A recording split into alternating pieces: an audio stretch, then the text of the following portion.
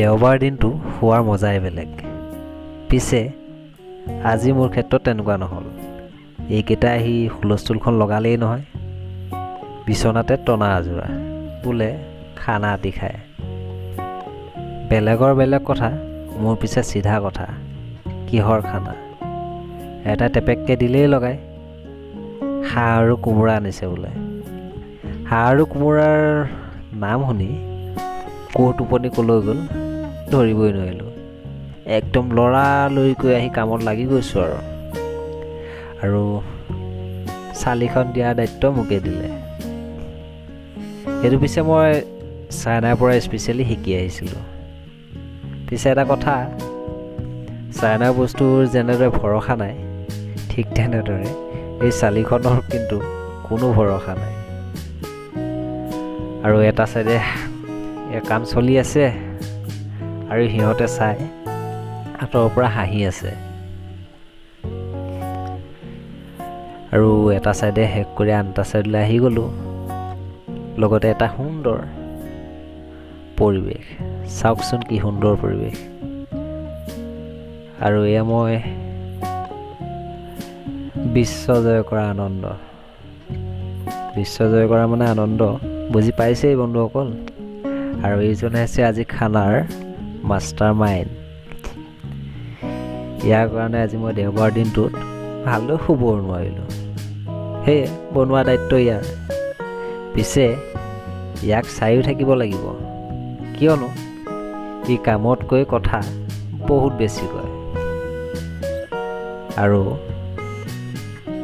খানাটোতো গণ্ডগোল হ'বলৈ দিব নোৱাৰি, সেয়ে ইয়াক ময়ে চাই আছোঁ। আৰু বনাই থকাৰ মাজতে ই আহি গিটাৰখনৰ লগত একদম পূৰা ডান্স কৰাত ব্যস্ত। আজি কি বনাই ক'ব নোৱাৰি। আৰু এয়া আমাৰ মিউজিক ছিষ্টেম, আৰু এয়া মাংস সিজি আছে আৰু এখেতলোকৰ ডান্স। সৰুজন সৰোজ দা, তেখেতে আঁতৰি গৈছে। এহেঁতৰ গান শুনি ৰ'ব পৰা নাই চাগে। আৰু আমাৰ ৰান্ধনীয়ে সকলোকে অলপ টেষ্ট কৰি চাবলৈ দিছে, আৰু এহেঁতৰ থপাথপি। আৰু এই ঠাণ্ডাটো হ'বলৈ দে, সিহঁতে ঠাণ্ডা হ'বলৈও দিয়া নাই। আৰু এজন এতিয়া জঁপিয়াই পৰিব, এইজনেই বাকী আছিল, জঁপিয়াই দিছে। আৰু হাঁহ মাংস বুলি ক'লে এনেকুৱাই লাগি থাকে। হয়তো আপোনালোকৰো তেনেকুৱা হয়, কিয়নো হাঁহ আৰু কোমোৰা জুতি মজাই বেলেগ। আৰু ইহঁতে জঁপিয়াই থকা দেখি ময়ো গ'লোঁ, অলপ জঁপিয়াই দিলোঁ। আৰু কিয়নো নাচৰ ভিতৰততো আমাৰ ইয়াত পোৱাই নাই, সেই এইকেইটাক আমি জাপ মৰা বুলিয়ে কৈছোঁ।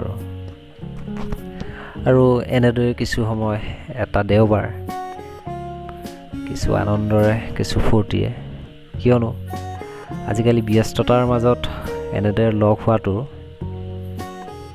এটা দুৰ্লভ হৈ পৰিছে। কিয়নো নিজৰ নিজৰ দৈনন্দিন জীৱনত সকলো ব্যস্ত। আৰু আমিও আজি এনেদৰে পাৰ কৰিলোঁ এটা দেওবাৰ, কিছু হাঁহি ফূৰ্তিৰে আৰু কিছু নাচৰ মাজেৰে। কিয়নো কোনে জানে এনেকুৱা এটা দিন বা আকৌ কেতিয়া পাওঁ। সেয়ে আজি ভিডিঅ'টো ইমানতে সামৰিছোঁ।